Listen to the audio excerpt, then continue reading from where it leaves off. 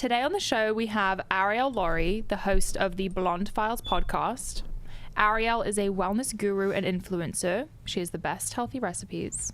I mean, the best. Thank you. However, her life is drastically different to how she was living a few years ago. Arielle has an inspiring story from the grips of addiction to living her best life. She's super candid and open when it comes to her experience and tools that have helped her along the way.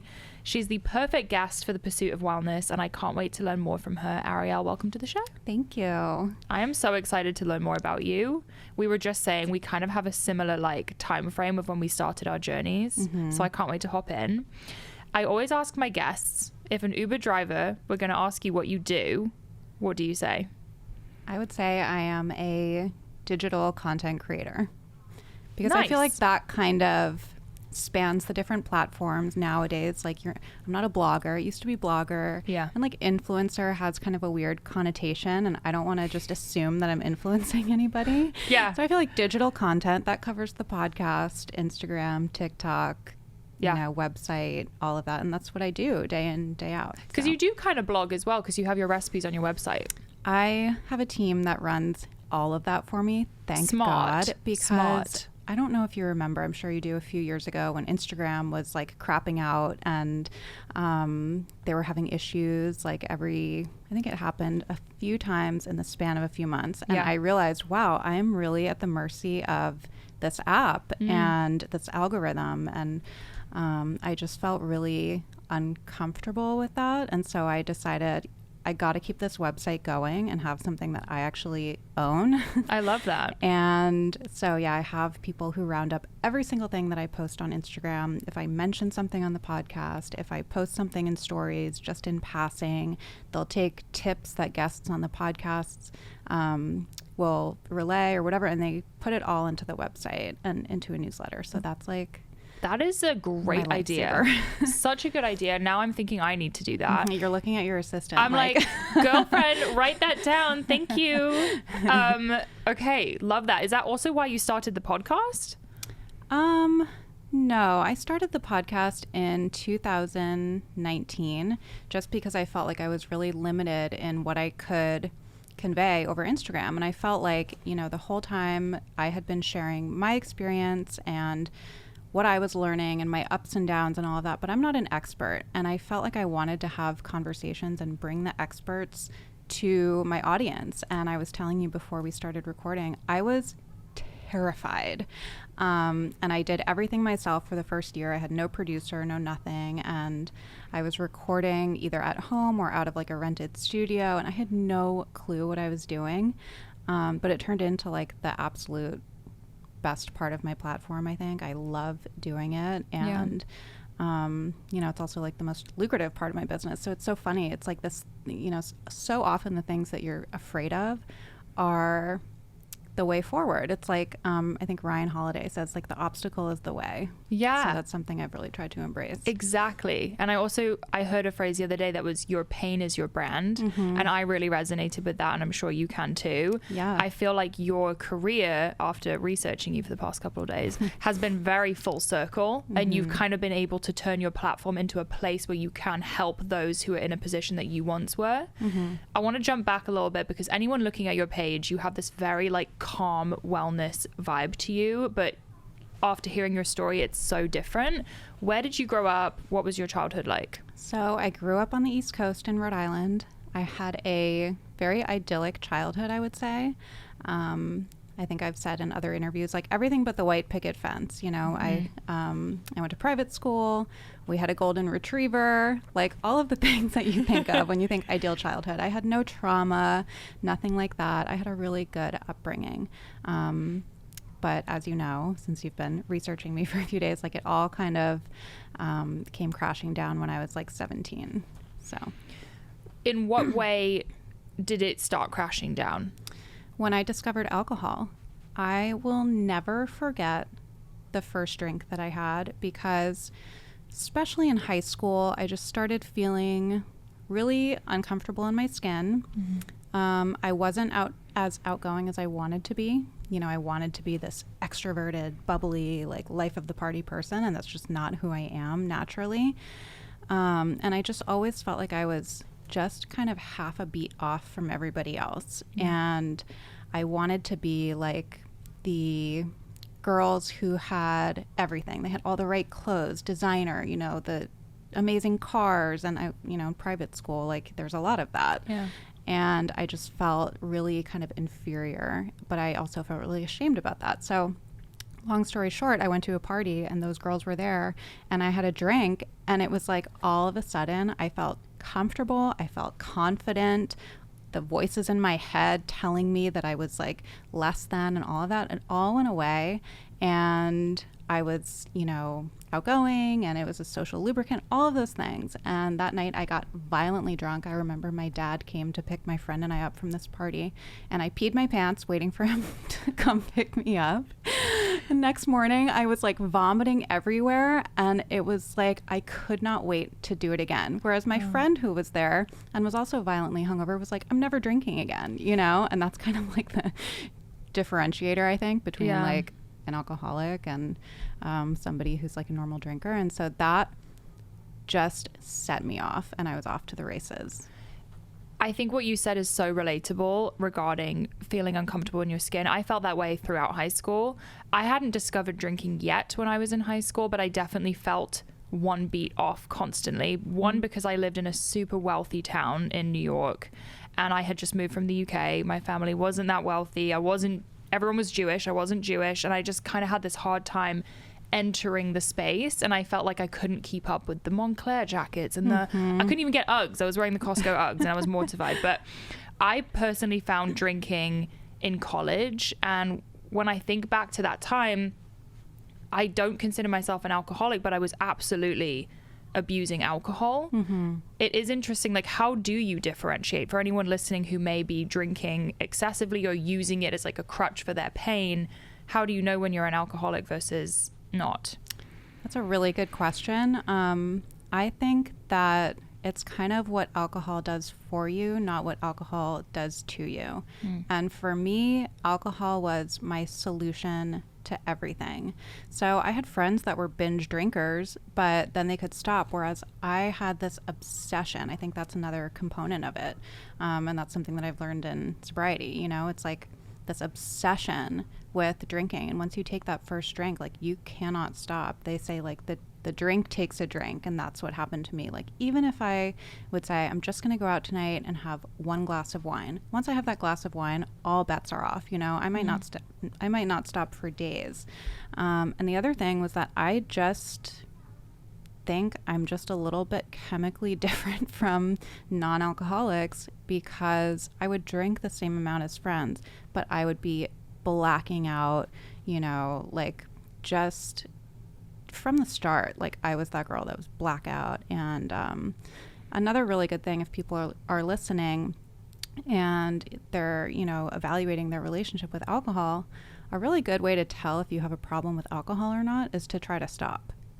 And if you're having trouble stopping, that might be the information that you need. Yeah, no, that's a good tip. And I think I wish that I had had someone like you online back then. I mean, I wasn't even really on Instagram, and there for sure were not like sober influencers or even really celebrities to look up to back then. Being sober wasn't cool, and now I think it is. Like, now I think there's a whole community. Yeah. Oh yeah. I mean, I always say, like, I thought that getting sober would be the worst thing that could ever happen to me. I got sober in my 20s.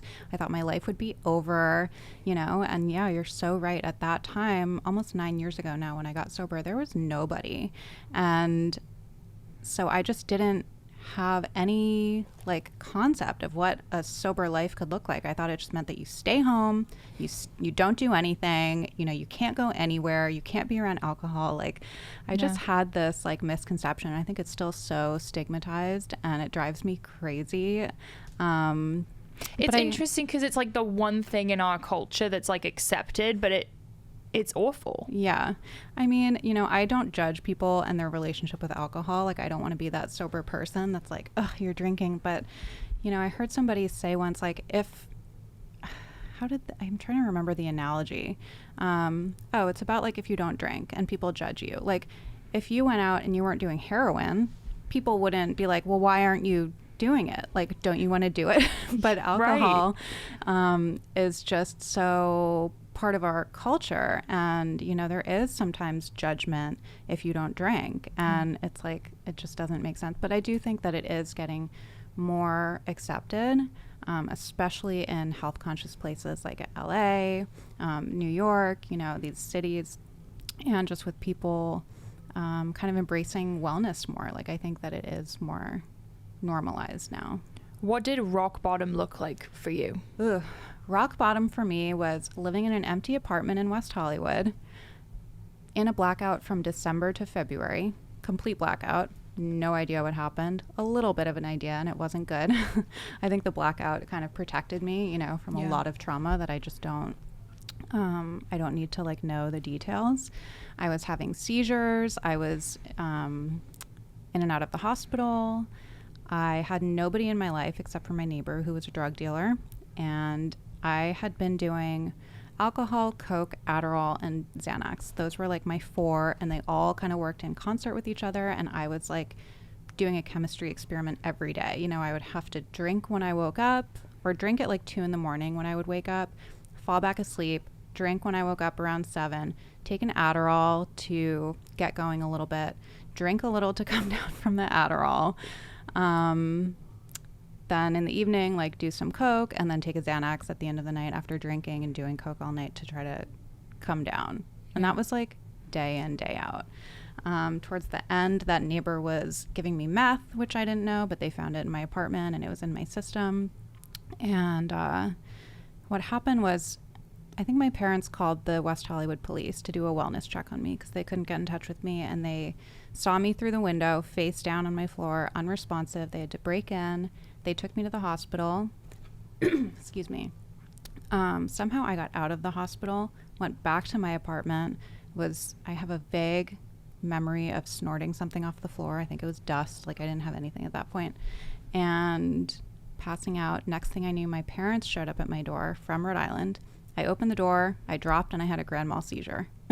What does that mean? A grand mal seizure, I'm probably going to get this wrong, but it was a long seizure that they couldn't get me out of. Wow. And I went back to the hospital. I was there for 4-ish days, I think, until they stabilized me, and then I went to rehab. So I had a very low bottom. That was after 10 years of, you know, progressive alcoholism.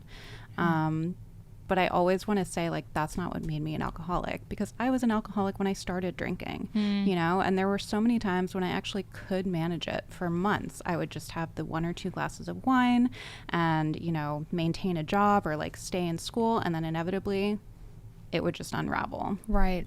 I'm curious because I talk about trauma a lot on my platform, and I have the tendency, when I look at my old self and when I was doing things that I treated my body badly or I treated other people badly, whatever it may be, I kind of detach who I am now from that old self. I literally talk about it like it's a different person. Do you have the same thing? Totally. We were talking before about like disassociating and detaching a little bit from trauma, and I've done so much work around this stuff, and it's not like it was before. But I think there is a little bit of a survival mechanism or something that kicks in.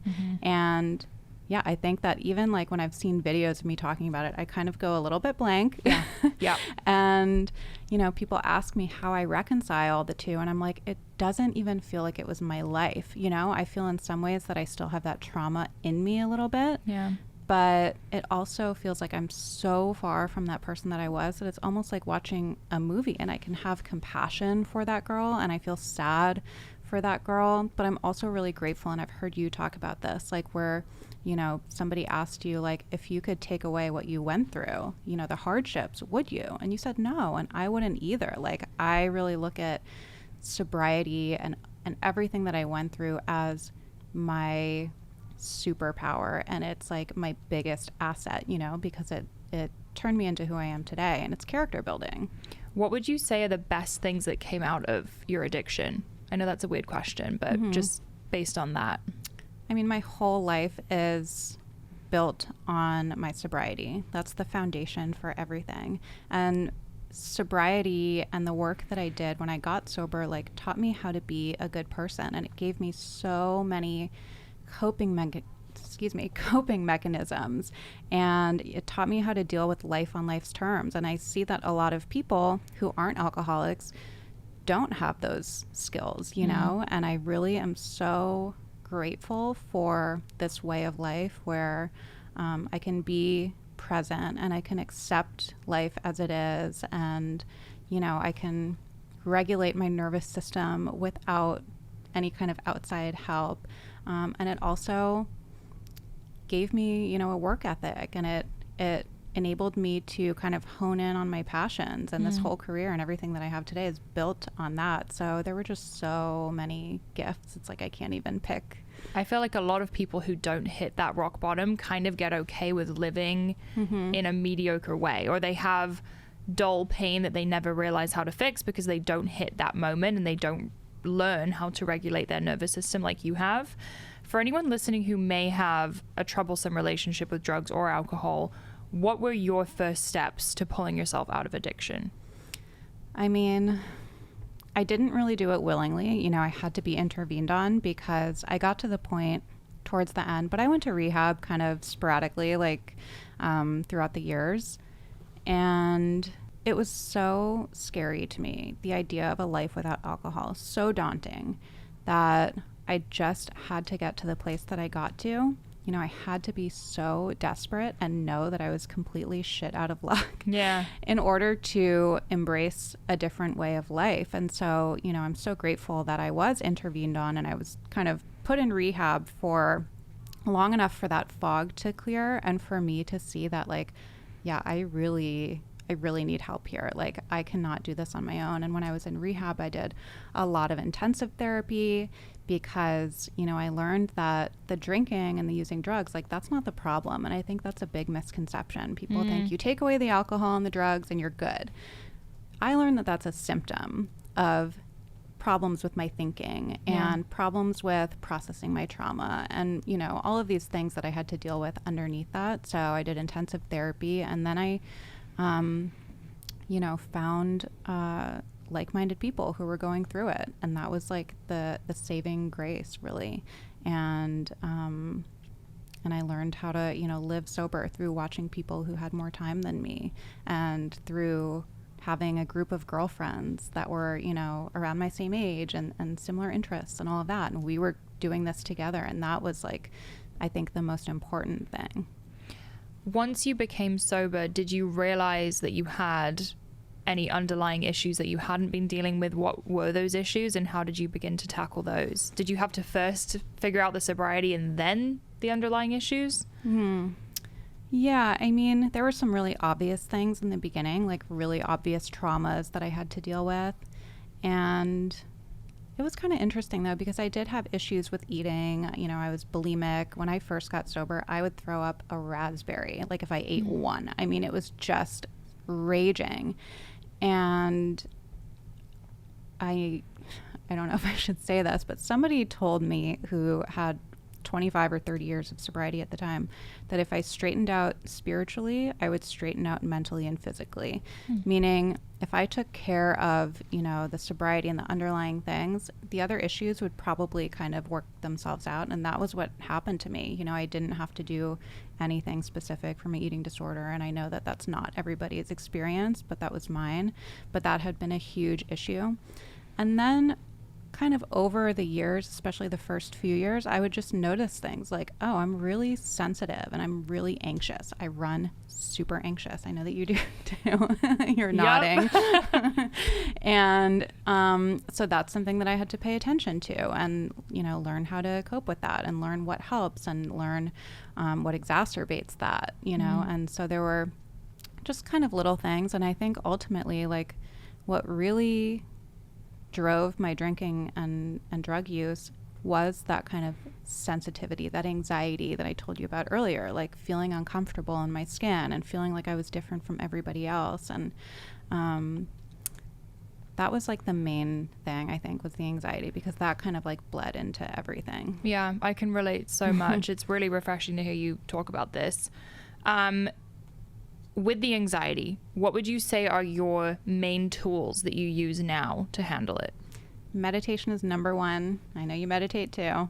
Well, okay, no, I don't. Not okay. like you. Okay. You do transcendental meditation, right? Yes. I've taken one class back in the day, and I really want to learn more about it. Like, what would you say is different about TM to other meditations?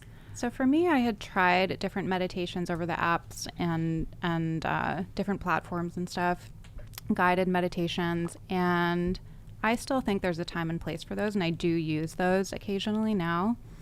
But I always just kind of felt like I was listening to something, and then I would be done, and I was like, okay, well, that was nice and relaxing, but it wasn't doing anything for me.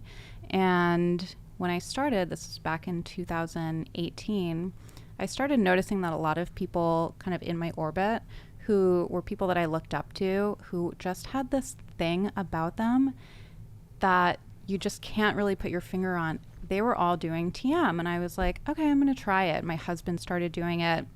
My parents started doing it. So I was like, I guess that's my sign. And the way that you learn TM is you go and you do a 4-day class. It's only like an hour or two a day. And I noticed in that first day even that it just brought my nervous system down, and I felt so anchored. Like, that's the only way that I can describe it. And I felt energized after, but in like a calm way.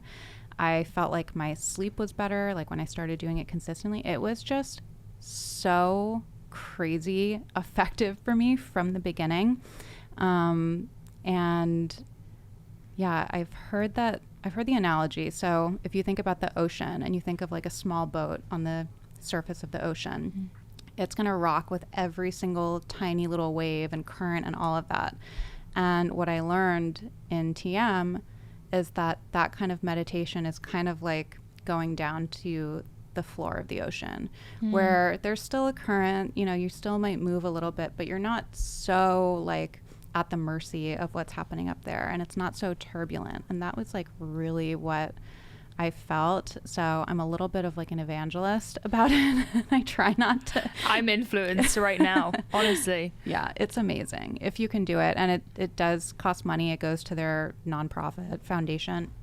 But you can also like scholarship. And if you really can't afford it, for anybody listening, like they do like an honor system. They're like, if you can pay $10, you know, we'll take it. That's amazing. Kind of yeah. So you do that twice a day? Twice a day for 20 minutes in silence. They give you a mantra, and I was so intimidated. I was like, 20 minutes in silence, like in my head. Are you fucking kidding me? Sorry. But I mean, it was like really scary. And you just think of the mantra, and you're going to lose the mantra occasionally. And then you just think of it again and bring it back. And the whole thing about TM is that it's effortless. You're not trying to clear your mind. You know, our brains have thoughts rattling around in them 24/7.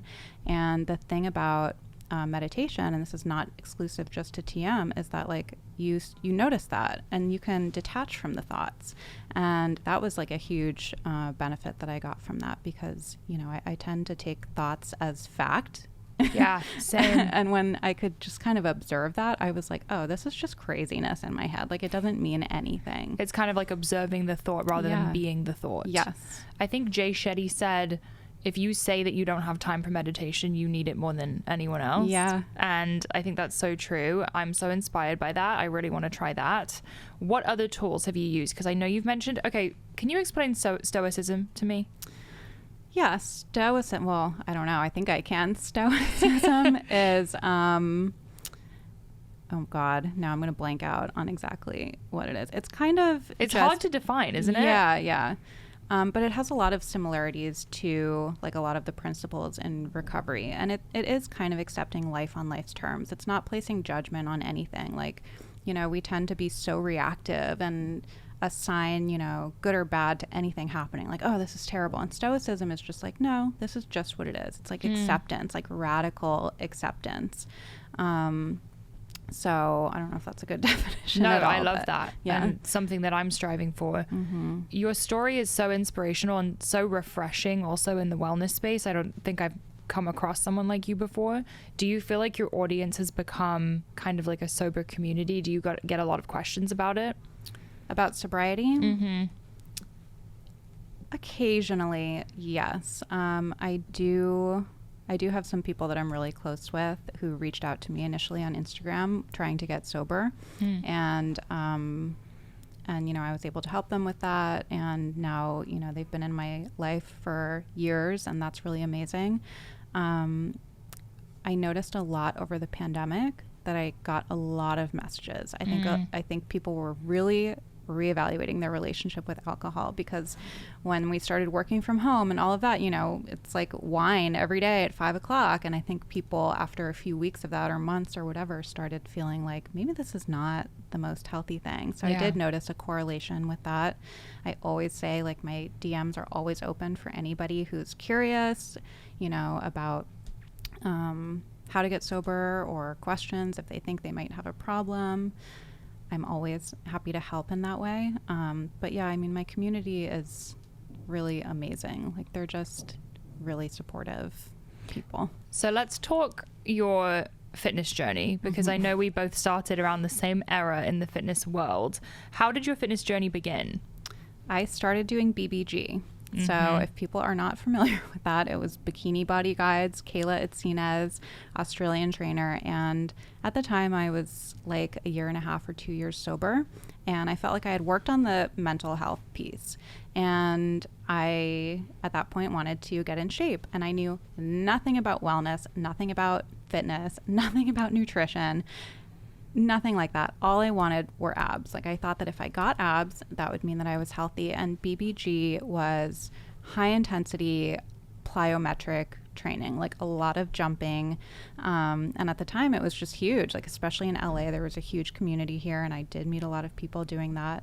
And it was like I think I was actually doing 5 days a week of these 28-minute workouts. And you know, I did kind of like lean out and get in shape really fast. But what happened eventually was I started tracking macros, and it got a little bit disordered, and it got a little obsessive. And it's really hard. Like, I went from not working out at all to this plyometric jumping around for 28 minutes, burpees and jump squats and jump lunges, like day in, day out. And my body just kind of had enough. So what does your routine look like now versus then? Like, what's changed? I noticed that my body and my mind respond so much more to mindful movement. So that's like Pilates a few days a week, where there's like that mind-body connection. And then resistance training with my trainer, like 2 or 3 days a week as well. And that's like some weights and strength training. I don't do well with jumping. No jumping. I don't do well, like, really getting my heart rate up. I do well with slow, intentional, you know, still really hard workouts. Like, I worked out with my trainer last night and I was dead after, but in a good way, where I felt energized instead of feeling depleted. How do you feel like your relationship with your body overall has changed since the addiction versus now? I hated myself when I was in my addiction. And even when I started doing BBG when I was sober, you know, I still was trying to mold myself into something that I thought was acceptable and that I thought would make me feel better about myself or something like that. I never really thought about it that way, but you know, it was not coming from a place of love and nourishment and acceptance. And you know, now I just want to feel good. Yeah. That's like, I want to be healthy and I want to feel good. I spent so many years feeling like absolute shit and treating my body like shit. So, excuse me. Now the biggest motivation for me is just feeling my best. And I do notice that when I make that the priority, my body responds really positively. I can relate to that as well, because although my life was better when I was on the fitness journey, it was still a form of self-torture. And I know that sounds kind of dramatic, but it was like, let me work myself into the ground, because that felt similar to destroying my life through whatever I was doing before. It was kind of like self-harm, but in a healthy way, if that makes sense. Yeah. Sounds a little weird, but no, I totally get that. And I think there's also an element of control, right? Yeah. Like, I can control this. And when I was doing like macros and BBG and everything that I was doing at that time, like, it gave me a sense of control. And I realized, like, oh, I can do this many macros and not feel hungry, so I'm going to reduce them even more. And, I got down to like really low calories. I see pictures of myself now, and I was super lean and skinny. And I remember at the time, I didn't see that in the mirror. I saw, oh, I need to like lose weight in this area, tone up that area. Like it was never enough. Yeah. And, ironically, I kind of just had to let go of control. My body told me like I've had enough and I had to stop. Like my hormones were out of whack. My gut health was out of whack. I had no energy whatsoever to do anything because it was all going into these workouts and the tracking my food and like all of these obsessive things. And like I hit that wall and I had to just stop and slow down. And slowing down turned out to be the kind of solution that I had been looking for that whole time. I feel like when you've lived in chaos for so long, finding that control is so helpful, but there comes a point where you need to let that go too. That's why I feel like the fitness world is such a evolving journey. Like you never really have it fully figured out because you learn new things or you figure out something that works better for you as you evolve. Is this around the time that you started your content creation? Yes. So I started my account under the pseudonym The Blonde Files when I started BBG because I was posting before pictures from the neck down, and it was really encouraged with BBG to, have an account for accountability. And, I would post like before pictures and my smoothie. It was like very, Instagram at that time was very basic. The filters like crazy. Oh my God. Yes. I went through my account and deleted like so many of my old things. And I was just like, wow. I should do that too, honestly. Oh my God. Like it's come so far in such a short amount of time. So I did that anonymously, and I really did build a pretty, a small community at that time. And then we were talking about this before, when I started doing the before and after pictures, those would go viral and they would get picked up by like People and Daily Mail, and I would get so many followers that way. And so at the time I was like, okay, well, that's what I'm going to do. I'm going to throw these in strategically because I knew that was what helped me grow. Yeah, I did the same thing. Like that, my entire career was kind of built on this one before and after photo, and after a while I realized I didn't have any other before photos because I wasn't taking pictures when I was insecure about my body. Same. Yeah. So you only had one or two to choose from, and everyone was like, where are the others? We want to see more. That was an interesting era in the fitness world. Yes, it was. Like I feel like the wellness scene now is so much more about how you feel versus how you look. I mean, they're completely different things. As you said, like you can have a six-pack but feel like shit on the inside. Yeah. And, I'm curious how like a before and after would be received now. I mean, I know that there are a lot of before and after videos, and I've done those myself. And I know that you do some of those, like of you when you were younger and then how much you've grown. But the emphasis is on the inner growth, It's not so much the external, I think. Yeah. And I agree with you. I think it's definitely leaned towards people not loving the before and afters from a physical standpoint, but it's interesting because I feel like I've even become known for that physical change, but to me it's a mental change. Like when I think of my journey, it's not physical. Yeah. Now that you have a platform where you inspire and help others in the position you once were, do you kind of feel like your career has had this full circle moment?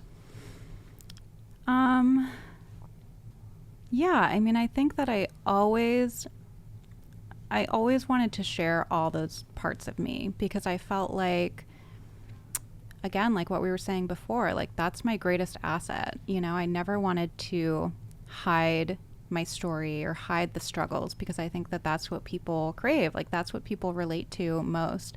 So that was always a big part of my career from the beginning and of the platform and everything.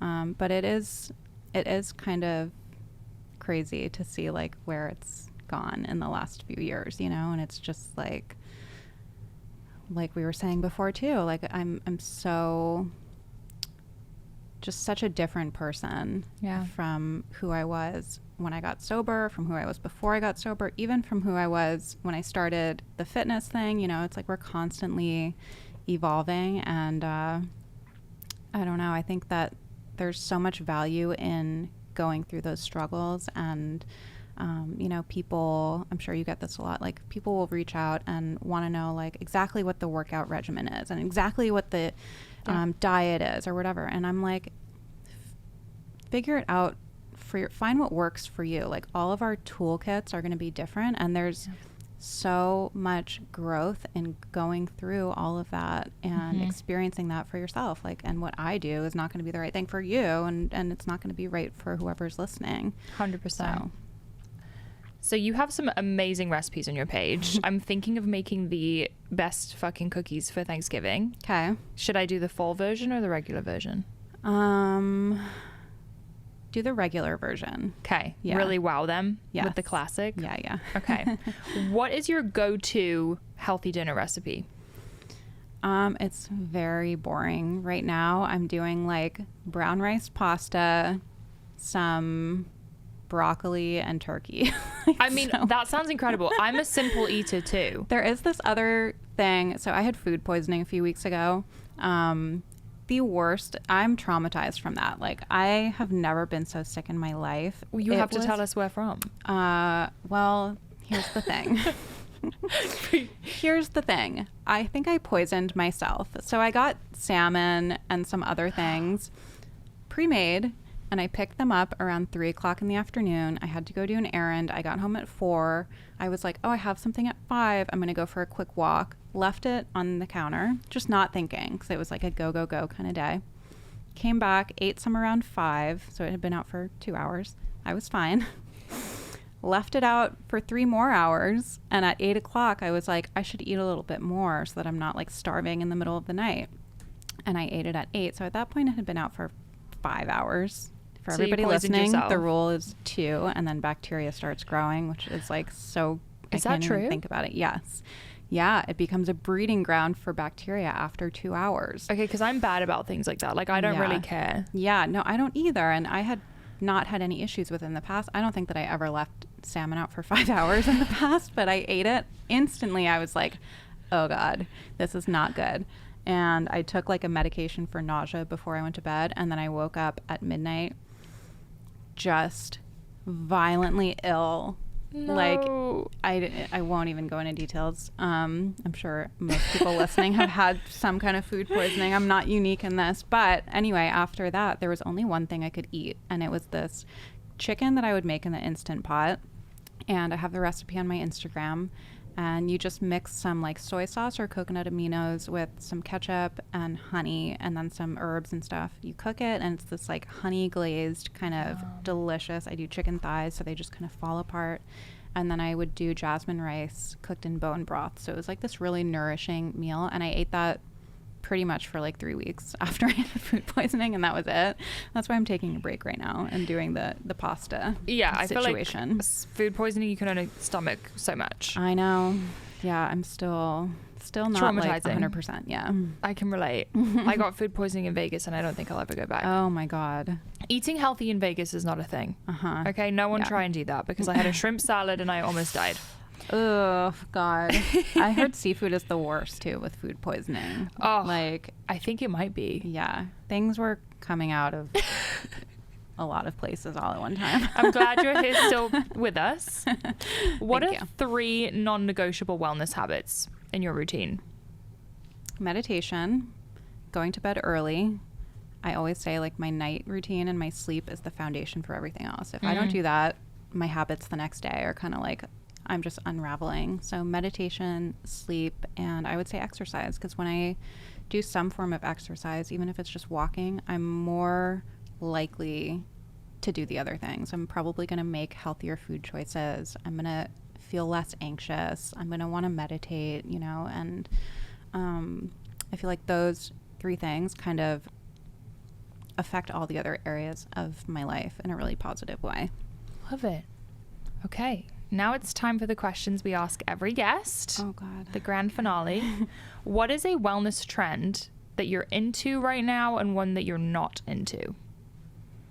Ooh, that's tough. I don't know, like, I don't know that I'm so familiar with the trends. e.g. chlorophyll drops, red light therapy, cold plunge. Oh, okay. Thank you for those. Cold plunge was very helpful for me when I was going through like a really challenging time last year and had terrible anxiety and my normal tools weren't really working. Cold plunge was so incredibly beneficial. So I definitely love that. The chlorophyll and the green drinks and the red light therapy. I'm like, whatever you want to do that works for you. I think that's great. I'm trying to think of one that I cannot get behind. I don't know. That's okay. You're into all of them. Okay. I also love cold plunge. I think if you want to reset your nervous system, have you heard of the emu dunk? No. You just stick your head in it. Oh. I will do this quite frequently. If you're having really bad anxiety, just stick your head in there. I could get down with that. The emu dump. That's funny. Okay. I started this podcast because I believe everyone's pursuit of wellness looks different. What would you say wellness means to you?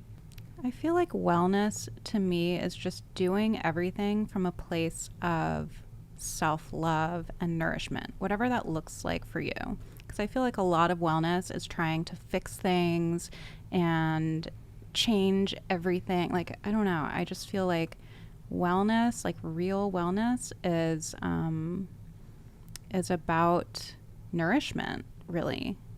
I love that. That was nice. No one said that yet. That was a good one. I don't do well under pressure. No pressure here. And then where can people find you online? Where can they find your healthy recipes? This one I can answer. I would recommend starting on Instagram at Arielle Lorre, and everything is linked from there. My podcast, also on Dear Media, is the Blonde Files podcast, and my website is ariellelorre.com. But yeah, Instagram is kind of like home base. Thank you, Arielle. This was awesome. Thank you.